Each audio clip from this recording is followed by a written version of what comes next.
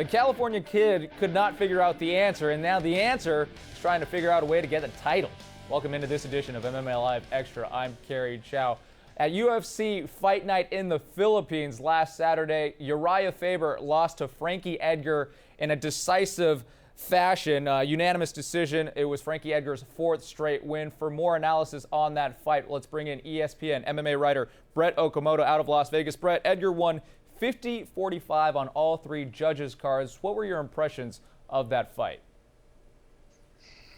My impressions of the fight were that Frankie Edgar is a very, very good mixed martial artist. And it seems crazy that we need to remind ourselves of this. But, you know, you look back a few years ago when Frankie Edgar was the man of the lightweight division. He was the champion of the UFC's 155-pound division.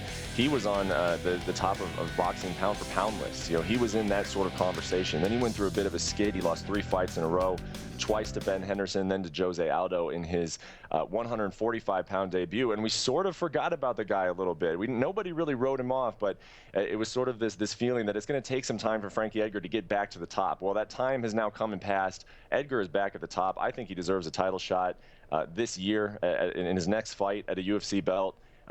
Just absolutely dominant in his last 3 fights. BJ Penn, Cub Swanson, Urijah Faber, they had nothing for Frankie Edgar. That was the case again this weekend. Why Frankie Edgar over Chad Mendes then for the next title fight?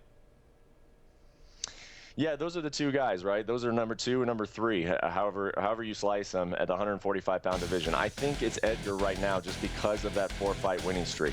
There's really not a bad option, and that's why late last year, Chad Mendes was coming off of a loss to Jose Aldo. Frankie Edgar was coming off of a win against Cub Swanson. I wanted to see them fight each other because then we wouldn't have to have this conversation. It'd just be whoever won that fight got the next shot. The UFC decided to go in another direction. They've both won fights since that time.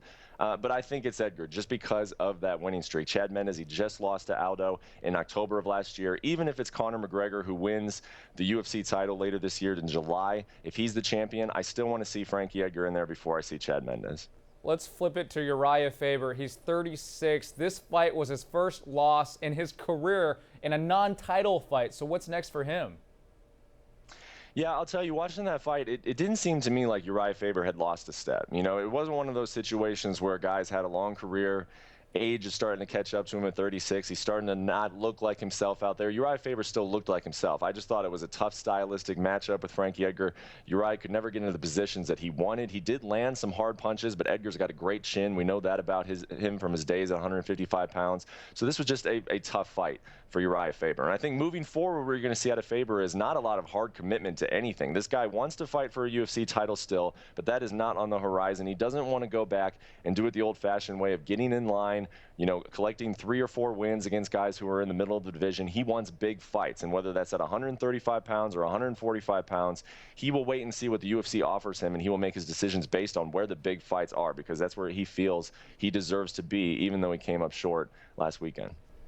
That's ESPN MMA writer Brett Okamoto out of Las Vegas. Thanks as always, Brett. Now that's going to do it for this edition of MMA Live Extra. For Brett Okamoto, I'm Kerry Chow. Thanks for watching.